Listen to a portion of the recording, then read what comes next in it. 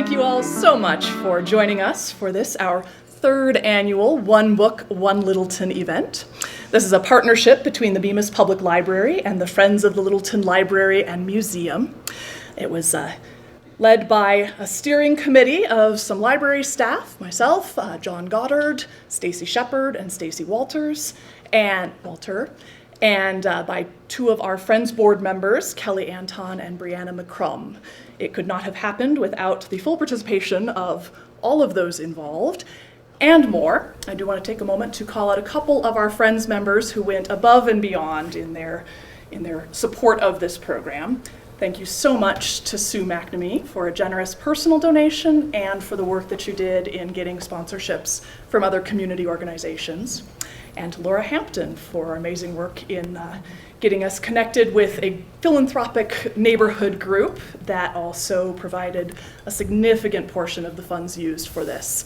And other sponsors included the Edward Jones in Littleton, the Bradford Auto Body, Colorado Credit Union, and Ace Hardware of Littleton, as well as the Peninsula residents. So thank you all for your support of your little local library and the programming that we put on. As I mentioned,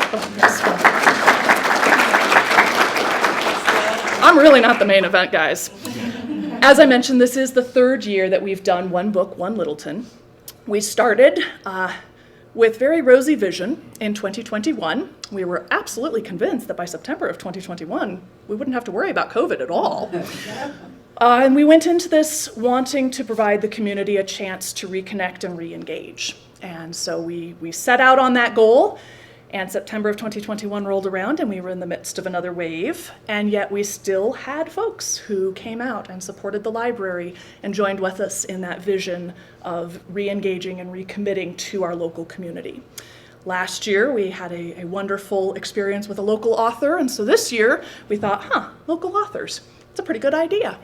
So when it came time for the committee to select the author and book for this year, we really started from a place of looking at Colorado authors. We also looked around us and thought, we would like some diversity in the representation of authors in our One Book, One Littleton. And so we specifically looked for Colorado authors who represented groups that we often do not hear from. And very quickly, Robert Justice's name rose to the top of our list. And I'm so delighted to welcome Robert to the stage. He is a Denver native, and if you've read the book, you know he knows Denver inside and out. It was awfully fun to read through and recognize street names and places and know that we have been there as well. And so Robert, please join us on the stage.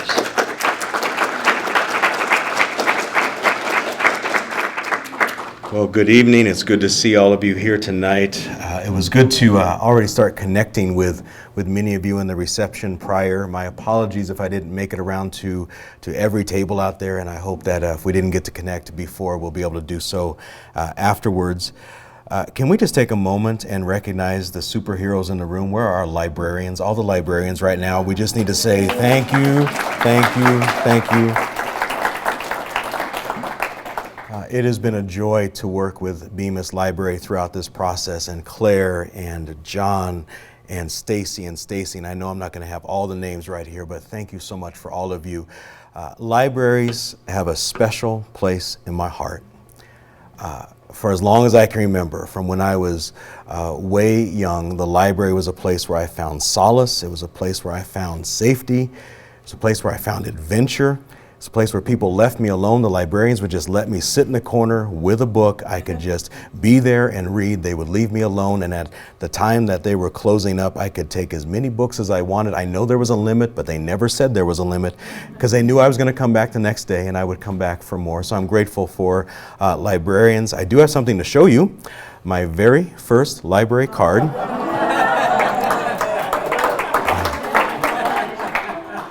Expiration date, June 13th, 1979. I would have been 9.5 years old when I had that library card. I think it was first through the bookmobile that I received that, and then I discovered there's not just this mobile unit, but there's an actual place you can go, and that's where I fell in love with books. So grateful for libraries. and grateful for this time. I will, after our time of talking through what we're going to do tonight, leave some time at the end for question and answers and comments and that sort of thing. I'm hoping we can have some dialogue and just be able to talk about either the book or what I talk about tonight, which is connected. But every book has an origin story. Ask any author, why did you write your book? And you will hear a story that goes along with that. And whenever I'm asked the question, why did you write this novel? They can't take your name. For me, that question actually breaks up into two other questions. The first one is, why did I start writing? What caused me to sit down and say, this is a story that I'm going to spend time writing? Why did I start writing? And for me, the answer to this question is easy. Her name is Barbara. She's my best friend. We've been married now almost 30 years this coming March 19th. And it was 7 years ago this fall that Barbara was diagnosed with cancer. And to watch her go through that battle, to watch treatment after treatment, surgery after surgery, and to try and be there for her and to try and support her and the family, it was remarkable just to watch her. And then 6 years, 6 months, and 1 day ago today, she was declared cancer-free. And it was during that whole time that people, after they would ask, how's Barbara doing? They would also say, and how are you doing? I didn't know how to answer that question. How am I doing? I didn't even feel like I had the right to answer that question. And so I would always deflect that. How am I doing? I don't even know how I'm doing. But after she was declared cancer-free, I found all these feelings starting to bubble up that I had been stuffing down that whole time. And they were coming to the surface, and I knew if I didn't deal with them in a healthy way, I was going to deal with them in an unhealthy way. And so as a writer, I said, the only thing I know how to do is create a world. And so I sat down one night with all these feelings that were inside of me, and I just created this world, and I started writing a story. It was a story about a man who was living underground. He had locked himself in. He was surrounded by his books. He had a record player in the corner that played his favorite jazz albums, and he just would lock himself in at night because he was trying to deal with the grief of losing his wife. That chapter I wrote is what actually became chapter 2 of this novel, They Can't Take Your Name. And for me, the first chapter, and then I just started writing and writing and writing, and pretty soon I had this first draft of therapy. That's what it was. It was just therapy. It was just me trying to work through what was going on with me. But then once I wrote it, I stepped back from it and looked at it, and I said, I think I have something else here that's beyond therapy. And I looked at it a little bit more, and I sent it off to a writer friend of mine who's a screenwriter out in Los Angeles. And I said, take a look at this. And I said, what is this?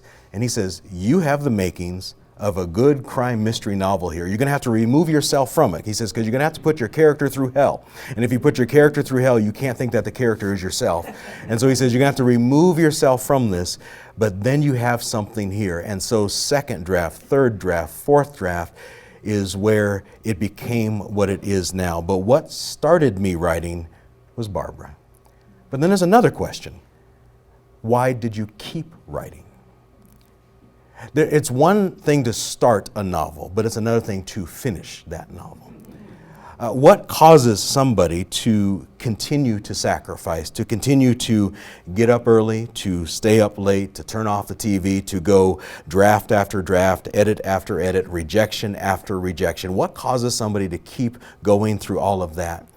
And so when I reflect upon that, what kept me writing this novel, that really breaks down to 3 different items. I'd like to share them with you. The first reason why I kept writing was for the love of literature and music and history. I just love literature and music and history. I'm guessing that you're here because of 1 or 2 or all 3 of those as well. There's just something about literature and music and history. And I just wanted to take these loves and say, what would happen if I took the love of literature and music and history and just infused it into a crime novel? What would happen if you did that? And so for me, it was just this fun endeavor, this playground of being able to take these loves but then put them into a crime novel. And so you see it show up in a number of ways throughout this story. Eli is living underground. He's grieving the loss of his wife, Antoinette, which, by the way, is my wife's middle name. And he's grieving the loss of Antoinette. And while he's down there, he's got his books. And his books are Francois Mauriac and Dostoevsky and all those writers that I love to read. And they're there keeping him company. And then in the corner, you've got that record player playing some of my favorite jazz artists. He has Freddie Hubbard and Miles Davis and John Coltrane keeping him company. It was just a way of me putting some of my other loves into a story. But then I also wanted to play with the names. And so there's a character in the book named Liza. Her father's the one who is wrongfully convicted, and he is on death row. Where did I get the name Liza? Uncle Tom's Cabin. In Uncle Tom's Cabin, there is this enslaved woman who is escaping with her child, and she's looking for freedom. And she crosses this river, and she's trying to get to freedom. Her name was Eliza. And I said, I just like that name, Eliza, and I like this woman with her child trying to find freedom. And I have a woman in my story with a child, and she's also trying to find freedom for her father, but also freedom for herself. And so I just took Eliza and made it Liza. That's just my nod to Uncle Tom's Cabin and Harriet Beecher Stowe. Or I think of Victor Hugo, Les Miserables. I love that story. And in that story, you have a priest, and that priest offers grace to Jean Valjean. He's only there at the beginning of the story, but he is a powerful character. His name was Father Muriel, and so when I needed a priest to be a priest to my young Eli in the story, I just stole that name from Victor Hugo and went with Father Muriel as well. It's just my way of saying I love literature, I love history, I love music, and I wanted to put that in. But perhaps the greatest influence in They Can't Take Your Name is right here. Langston Hughes. Langston Hughes, the poet, is where I got the name Langston for Langston Brown, my wrongfully convicted man. Langston Brown in my story quotes the poetry of Langston Hughes. He quotes that poem America at an important moment in the story. He quotes the poem that Langston Hughes wrote when he was but a teenager. He wrote about rivers, and I've known rivers. But then all throughout my novel, breaking up the different sections, is that most famous poem by Langston Hughes when he talks about a dream deferred. And he asks the question, what happens to a dream deferred? Does it dry up like a raisin in the sun? Does it fester like a sore and run? Does it stink like rotten meat? Does it crust over like a syrupy sweet? Does it sag like a heavy load? Or does it just explode? It's a powerful question, because what he was asking is what happens when you defer the American dream for a whole group of people for hundreds of years and force them to watch other people living out that American dream? And so he says, what happens when you defer that American dream?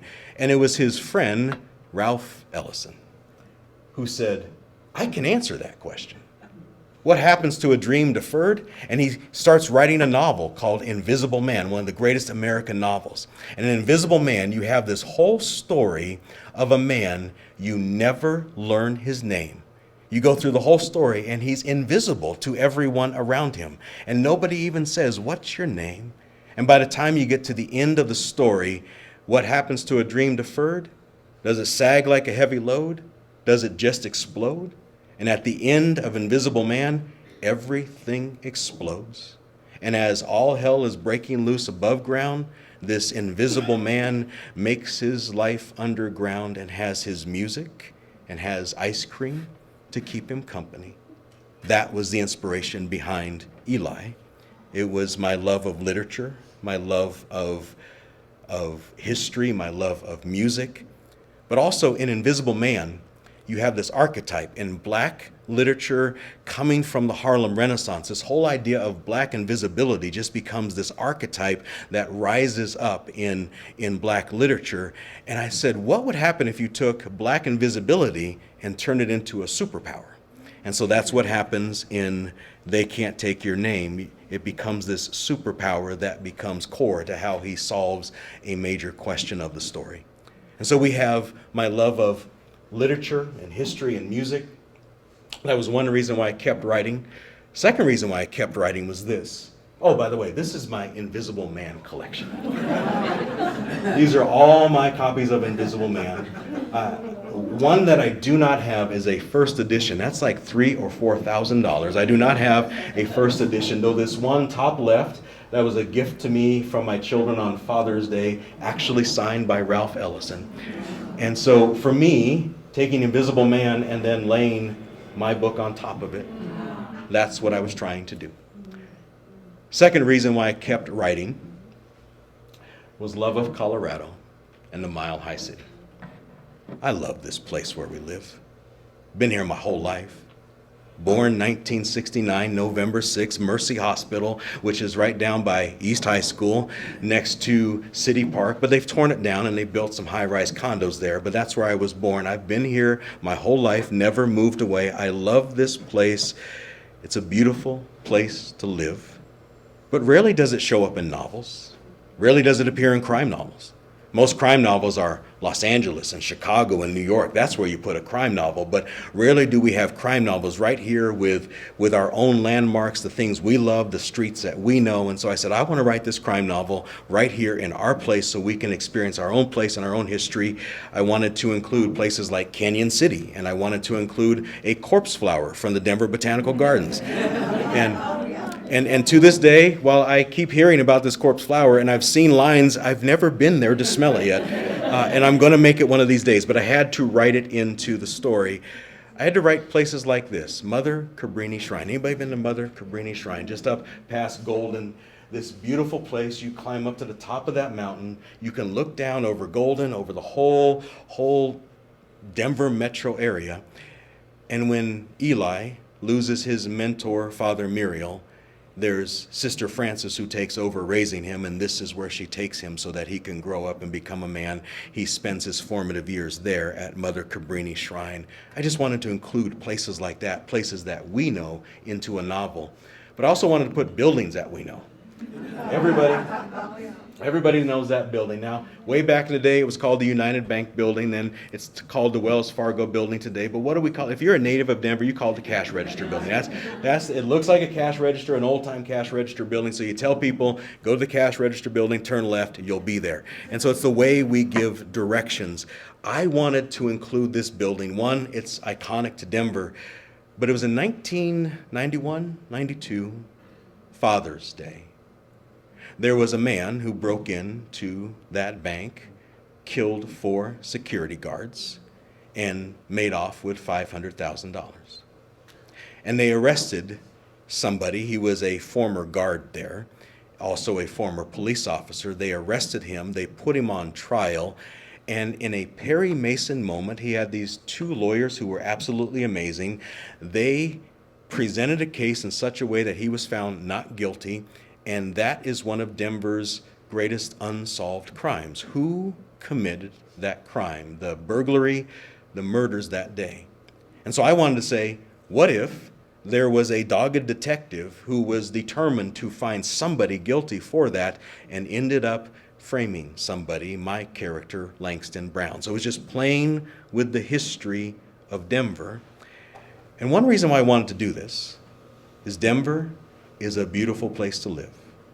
But if we're honest, not everyone is living beautifully here. And I wanted to start peeling back the layers of the onion and say, we're all not having the same experience of this beautiful city. Our city is just like every other city wherever you go. Things break down. Life is experienced based on race and class and culture. And I hope we can all look at that. And so I was trying to highlight that in this book because our experience of this city is different depending on who you are. I remember the first time I had a gun pulled on me. It was by a Denver police officer. Not just one, it was many Denver police officers. You see, I was 19 years old. I was in college. I had a day job I had the job of going to school, but then I had to earn money, and so I earned money early in the morning and late at night. And so I got up 3 o'clock in the morning, I showered, I got into my car, and right around 3:30, I'm pulling out onto the street. I hit the stop sign. It was not too far from Denver Botanic Gardens.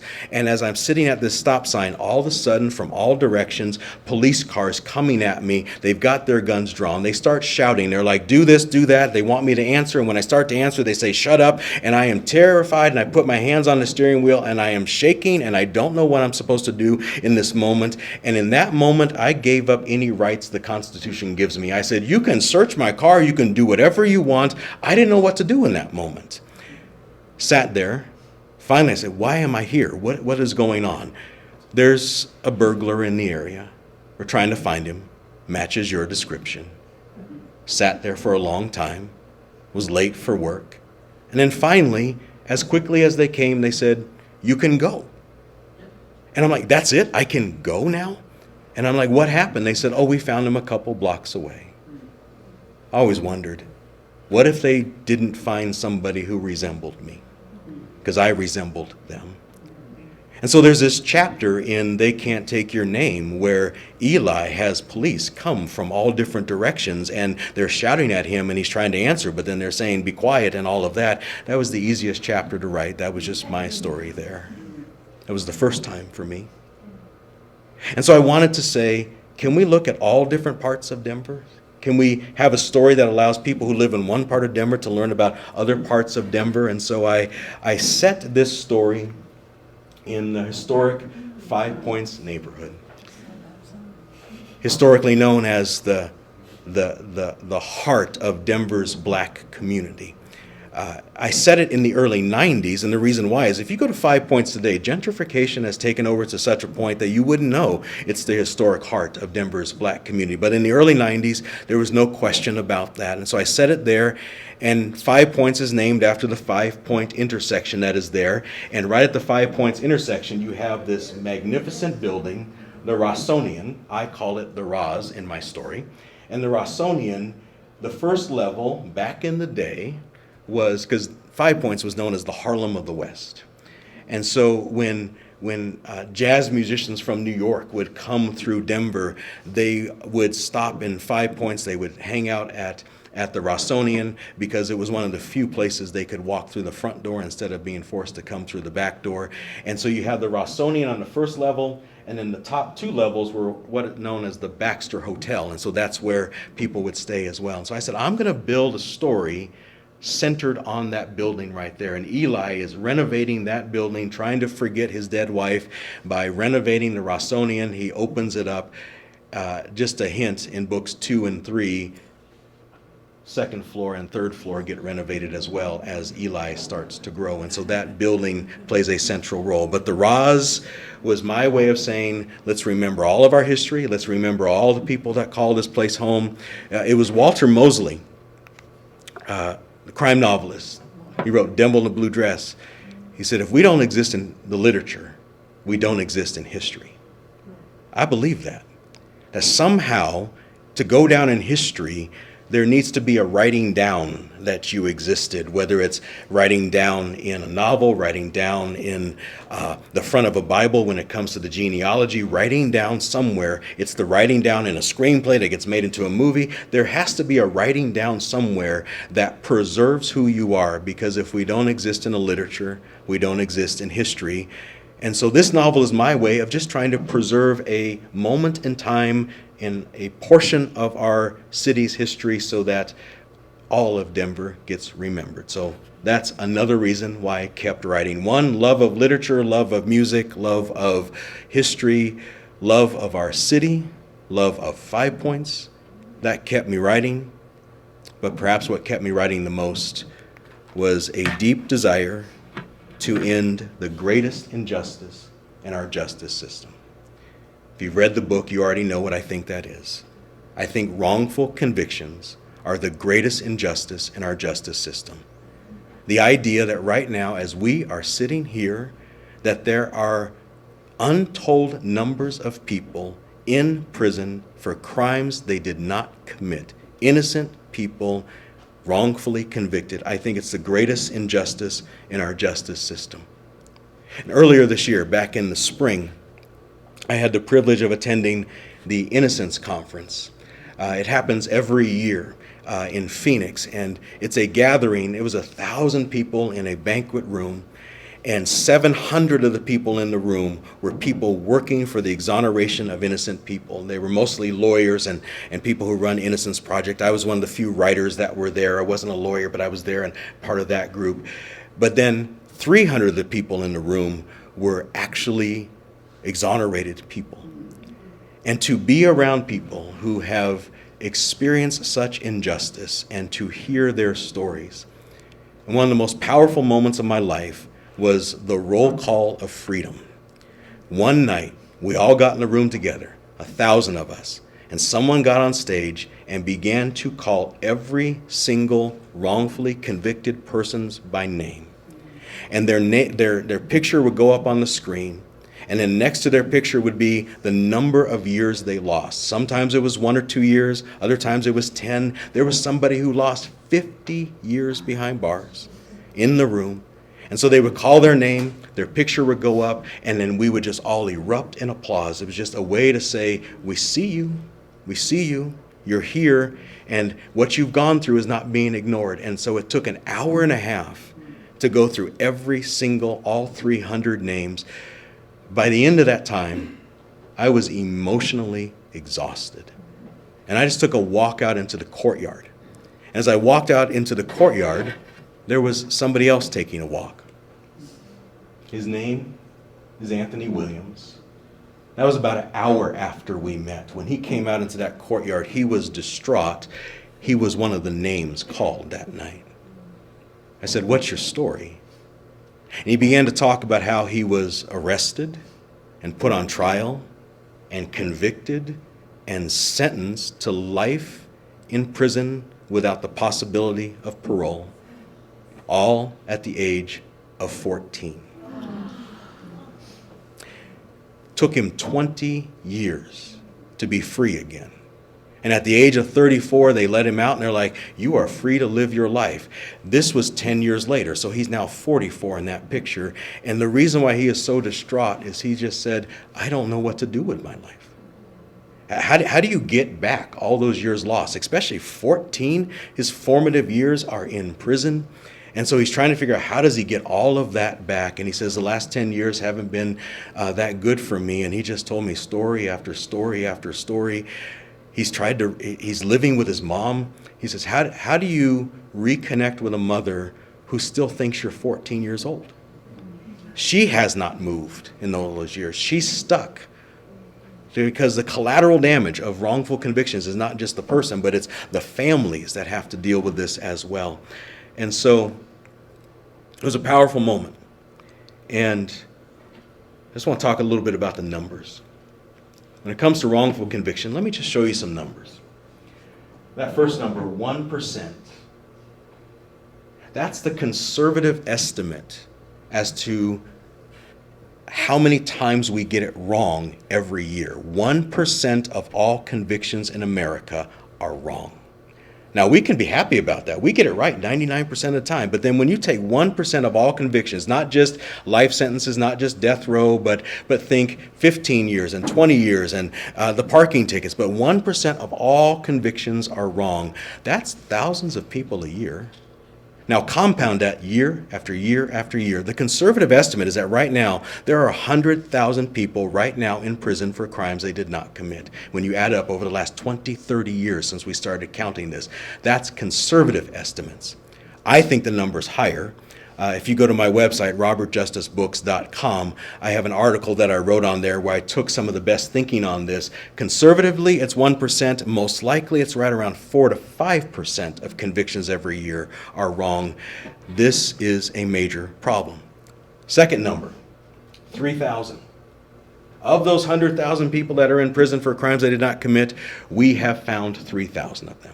We are just under 3,000 exonerations that have happened in the last 30 years. That's good news for those 3,000, and yet it just keeps happening. Hardly a week goes by where there's not 1, 2, or 3 people who it gets announced, here's another one. There were 2 this week. 2 people this week who were exonerated for crimes they did not commit. They spent over 20 years in prison. And so we're coming up on 3,000, but we are not even close to finding all of them. And so I think it's the greatest injustice in the justice system. This next number, 25,000. That is a grim milestone that we just passed. That's the collective number of years lost of those 3,000. 25,000 years collectively lost in prison of innocent people. But wrongful convictions are just like many other things in our society. There are certain groups that are disproportionately affected by this. African Americans, of that 25,000, 14,525 of those years were served by black people in America. Let's give you one more number, the bottom one. 3 to 1. Let's just take it to one state, Florida. For every 3 people executed in Florida, 1 person is exonerated. If I told you 1 out of every 4 planes was going to crash out of DIA, would we ever get on a plane out of DIA? And yet that's the game we're playing in our justice system right now. Just when it comes to death row, not counting all the other convictions, if 1 out of every 4 is exonerated, can we trust that those 3 were guilty? That's where we are. And so I think Brian Stevenson was right when Brian Stevenson, this incredible justice warrior, he says, the question is not if guilty people deserve to die. The question is, have we forfeited our right to take their life? And I think given all that we know, we have forfeited any right to be taking lives anymore because we don't even know who's guilty and who's not. And so those numbers bring us to a point to where I kept writing and writing and writing. I could not stop writing because of the injustice that's happening. And so what I'm wondering is maybe this is our last piece of common ground in America. Common ground is disappearing quickly. It's hard to find anything that anyone agrees on anymore, that there's all these reasons for us to disagree with one another. It used to be that you can be a Democrat, you can be a Republican, you can be conservative, you can be liberal, but at least you agreed on democracy, right? But now we don't even agree on democracy and what that is and how do you bring about a vote and how do you decide who's next. We are so divided on everything. I'm wondering if maybe the last bit of common ground is this. Is there anybody who disagrees? Innocent people should not go to jail. I think that's the one uniter in America. That doesn't matter where you are, what political philosophy you come from, I think everybody can agree innocent people should not be in prison. And if we can all agree on that innocent people should not be convicted, then maybe once we stand on that common ground, we can talk about why it's happening. And if we talk about why it's happening, then we can talk about all those other things. Why do wrongful convictions take place? Issues of race and class and culture, issues of economics, issues of policing, issues of how things operate in this world. Things that we disagree on. But if our starting point is, let's stop putting innocent people in prison, then maybe we can start talking about all these other things. So that kept me writing, and it's the reason why I created what I call the Read a Book, Right or Wrong campaign. The Read a Book, Right or Wrong campaign is simply this. If you have read my book, They Can't Take Your Name, you're already making a difference because the overwhelming majority of royalties and advances that I receive, I do not make my living off of my writing. My living comes somewhere else. For me, these books are passion projects. It's my way of saying, can I contribute to the cause? And so the overwhelming majority of the money that comes in, whether you purchase the book, thank you. If you read it because of the library purchased those books. Those proceeds then come in, and then I am donating them to Innocence Projects because we need to fund. It takes about $300,000 to clear somebody's name. That's a lot of money. 300,000 times 100,000 people. We got a long way to go. And so the Read a Book, Write a Wrong campaign, for this first book, They Can't Take Your Name, the proceeds of this book are going to the Corey Wise Innocence Project, which is at CU Boulder. It is a wonderful innocence project. It is local. They are focused on the wrongfully convicted right here in Colorado, because we cannot pretend like it's not happening here. It's just Florida? No. It's just Illinois? No. It's just New York or Philadelphia? No. It's right here as well. We just had somebody, because of the Corey Wise Innocence Project, this year taken out of a Colorado prison for a crime they did not commit in Cherry Creek, a burglary that they were put in for. They're working right now on Deborah Nichols, who is a woman that most likely, all the evidence is pointing, she did not commit the crime in Colorado Springs that she has been serving all of these years for. And so the proceeds of this book are going to the Corey Wise Innocence Project. And so thank you for supporting that just by reading this book. That's what Read a Book, Write a Wrong is about. So before I open it up for questions, and I would love just to have some dialogue with you, I hear that one of the themes for the Bemis Library is curiosity. And so that's what I'm hoping I've offered you. That maybe this book makes you a little bit more curious about history, literature, music. Maybe it makes you a little bit more curious about the city in which we live and how this is a beautiful place to live, but not everyone here is living beautifully. Or maybe it's made you just a little bit more curious about wrongful convictions and why they happen. Because if you start going down that rabbit hole, there are answers. There are reasons why this happens. If you were to ask me, why do wrongful convictions take place? After studying this for all of my adult life, this is what I have concluded. Wrongful convictions happen because of our own wrongful convictions. We have closely held convictions about the way the world is. And if we don't challenge those, more wrongful convictions are going to take place.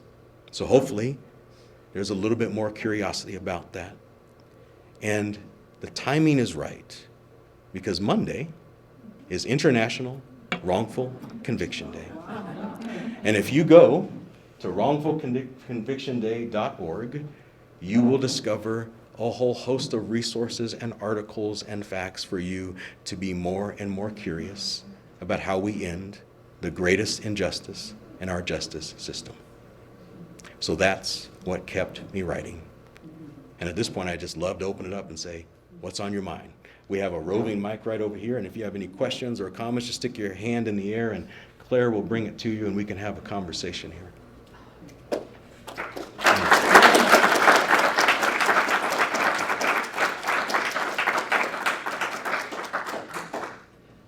Before I start taking it around to everybody, I do want to take a moment. We saw Robert's first library card.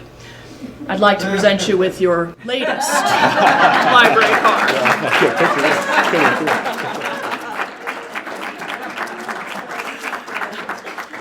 And a Bemis Library tote. Oh, I have a tote bag too. Gotta have a tote bag. Thank you so much. You're a star. That's awesome. Yes, sir. The subject of a topic of justice. It's on. The topic of justice is something that I think resonates with every American, maybe every human. My question is justice, does justice have to be synonymous with revenge, retribution, punishment? Wow, what a question. I guess my best take on it is that justice has to do with making things justified. That if you have a plumb line and you notice that maybe this wall is a little crooked, and then you hang that line down and you can see, oh, this is where it's supposed to be. Anything that just moves things back in line with what our intuitive sense of right and wrong is supposed to be is what we're shooting for.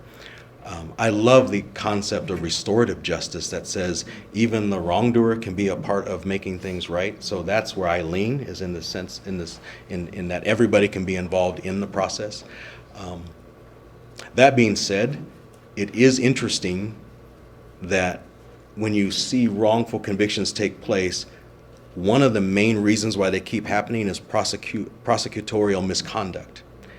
And when you have egregious cases of prosecutors who have not who were not playing by the rules and were doing things that they knew were wrong, and yet not one prosecutor has been charged with doing wrong for the wrong that somebody then served time. I can see how the person who served all those years would say justice hasn't been served. But for me, as much as you can include everyone in the process of bringing things about right is where I would stand, for what it's worth.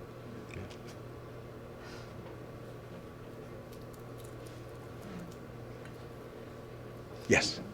Well, I just want to thank you for showing us the process of writing through your experience, and everything that you put into your novel has some meaning to you.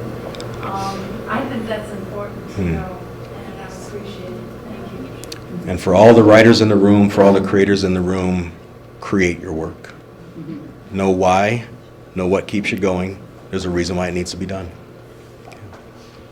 I just want to know when the sequel is coming out. I will take that. I'm prepared to answer that. I need to pause just for a second because I did prepare this slide. This is Dave and Laura Medicus right here. They have the best book podcast ever.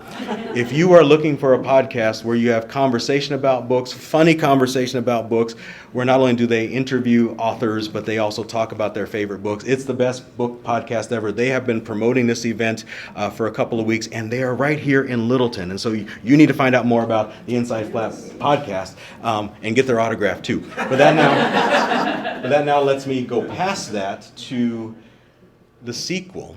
And if I can talk about what's next, part 2 draws upon 2 stories, 2 actual wrongful convictions that took place right here in the Denver area. This is Lorenzo Montoya. He is our own 14-year-old. He's 14-year-old in that picture. And he gets arrested by the police, and they put him in that little room. That's an actual picture from the interrogation. And they keep telling him if he does not confess, he's going to be sent to adult prison. If he confesses, they'll send him to juvenile. That's the option they gave him. And for hours, he denied his guilt 65 times, to the point he finally just starts hugging himself. The police tricked his mother to leaving the room, and they got a confession out of him, and he was then sentenced to life in prison. He served 20 years and finally got out. So that story is inspiring my next novel, along with this man, Clarence Moses L. There was a woman who experienced one of the worst things a woman could ever experience. There was a man who broke into her apartment. The first thing he did is he beat her blind. He thought if she was blind, she could not identify him. After she was blind, he then assaulted her. Once she got out of that situation and got to the police, they said, "Who did this to you?" She says, "I don't know. I couldn't see him." She's traumatized. She's been through the worst experience of her life. Finally, when she's able to go to sleep, she has a dream. And in her dream, she says, "I know who did it." It was her neighbor, Clarence Moses L. So in her dream, she says, "This is the face I saw. This is the man who did it to me." She goes to the police and says, "I now know who did it. I had a dream." And that was the primary piece of evidence presented. And he was sentenced to 48 years. He served 28 before they got him out. And so her dream became his nightmare.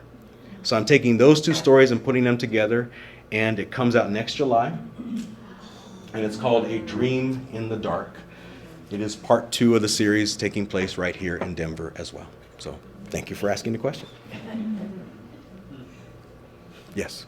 It doesn't seem possible. We got to get a microphone to you for the sake of the... It doesn't seem possible with the topics that you're dealing with that your name is Justice. So did you happen to acquire that name later in life? Yes. Right. Robert Justice is not the name on my birth certificate. Okay. And the reason why, for those who have asked, but for those who haven't heard the answer, I wrote a number of nonfiction works under my birth name. And then when I ventured into novels, it just seemed best to switch names. And if you're going to pick a name, why not pick Justice? So Robert Justice works. So there we go. Yes, sir. Have you ever had the opportunity to see the documentary Mind Over Murder? Mind Over Murder? No. Tell us about that. So it's a true life, 6-part, each an hour long. You can find it on HBO. It came out in those spots, and it's a group of people, or a murder that happened in Nebraska, a rape murder of a 68-year-old woman.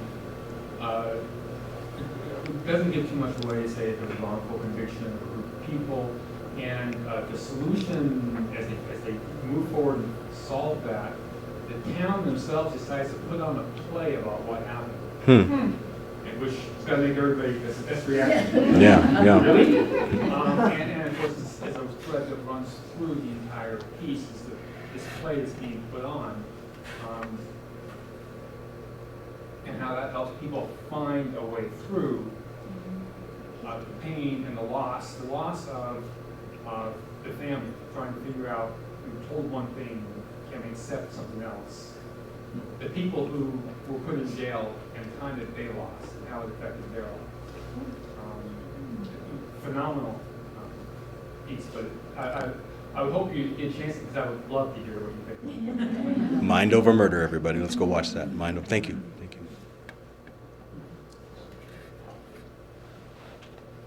When do you have time to write? When do you do writing? My tagline on my website says, "Novelist by night, justice does not sleep." So that's for now, as of late, given my schedule, the best time for me to. It used to be my first few books I wrote were late at night, like 9 o'clock at night to 1 o'clock in the morning. I was a night owl, and that was the best time. But now it seems early morning is it. So 5:05 is when my alarm goes off, and make the coffee and sit down at the desk and get a couple hours in, and then move on with the rest of the day. So that's what's working right now. So, and some afternoons in my favorite coffee shop. So, yeah. So what's your favorite coffee shop? It's a Jubilee Coffee in Aurora. There we go. Keep that to yourself.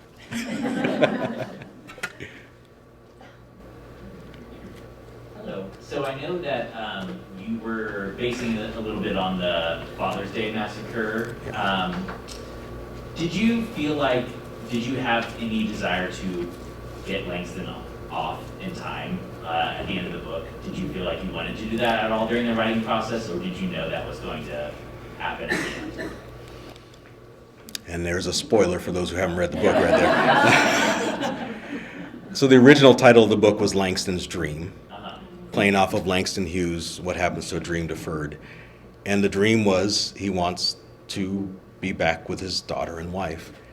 And that chapter that you're referring to surprised me as well. Yeah. And then I realized this is not a story about that, it's about his name. That really what he was hoping for more than anything else was a name that would be cleared, and that's ultimately what happened. So. But I didn't see that coming. Yeah. So you were surprised as well. I was, and I cried through that whole chapter. Yeah. Yeah. Yes. I was moved by you saying the people from Europe and the people from Africa. Yes. Can you expound on that? There are some things we hear so much that we don't hear it anymore. Race talk is one of those things we don't hear anymore. And so when we use typical language of race, black, white, Asian, Hispanic, Latinx, all that, it just gets spoken so much that it just happens, and it's just like the grocery list. We just don't hear. And so I was looking for a way to, how do we talk about race and that causes us to pause for a moment and say, well, what did actually get said there?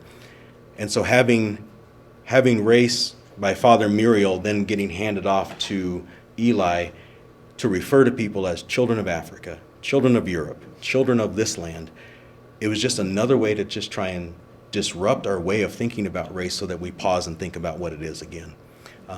That somehow all of us are children of another place, except for one group, children of another place. And then the real story is, how did we get here? And if we could reclaim that, then maybe we might have a fresh start on some things. So it's just another offering to the conversation. Yeah, Yeah. that affected me. Thank you. Thank you.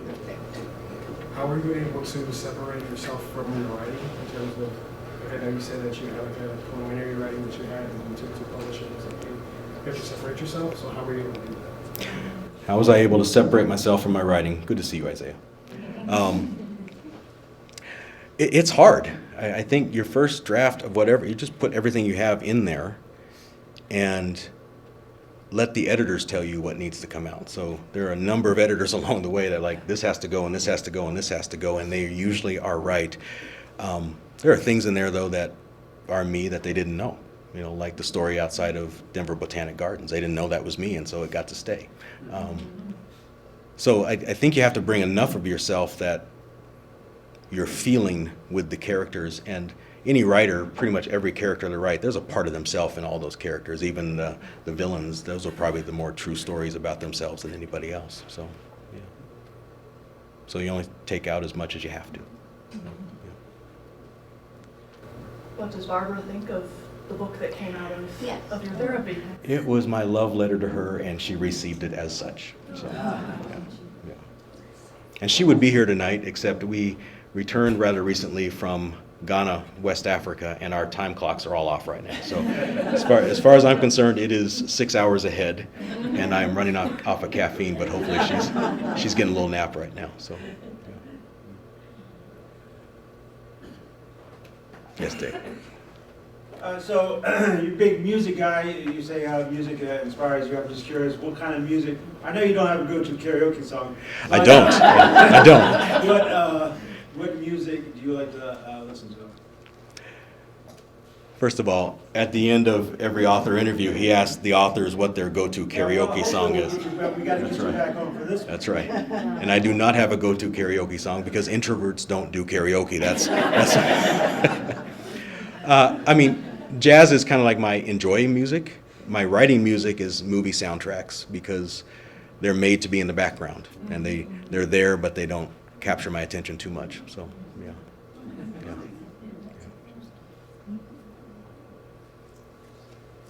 Front row. I just wanted to mention that you had said you liked the soundtrack to the Book of Eli. Yes. And so I went and today I watched the Book of Eli, and I paid attention to the soundtrack. You know, it took me a while to get able to hear the soundtrack. There's so much, indie stuff going on. But I said, oh, I see it, and because it's kind of that soundtrack it would be driving. I think it would keep a person going, and there's a little excitement it's going to put into you, and a little mystery and a little danger, but all in all pushing you forward. Is that what you find? Yes, and by the way, did a writing workshop on Wednesday night, and so we were talking about music and soundtracks and those kind of things. But the Book of Eli, first of all, it's my favorite movie. I love that movie. But then the soundtrack, at times it's just so sparse behind the scenes, and then other times there's kind of a drive to it, and just depends on which part of the novel I'm working on. Yeah.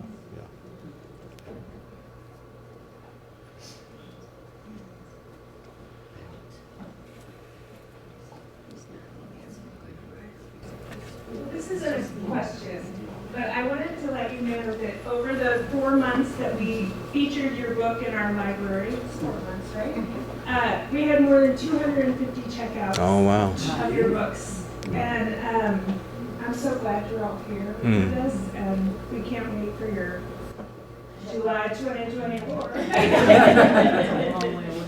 Libraries matter. Thank you.